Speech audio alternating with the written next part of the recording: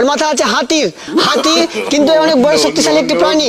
হাতির ডিসেন্ডারের মতো দুটো কান থাকে, আর হাতির সব সময় খুব আনন্দ থাকে, সেই জন্য হাতির এই বড় বড় দুটো দাঁত সামনে থাকে।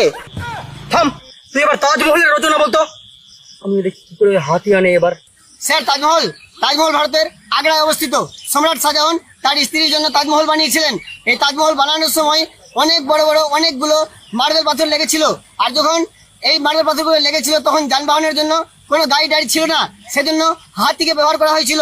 অনেকগুলো হাতি ব্যবহার করা হয়েছিল, আর এই হাতি হলো অনেক শক্তিশালী প্রাণী।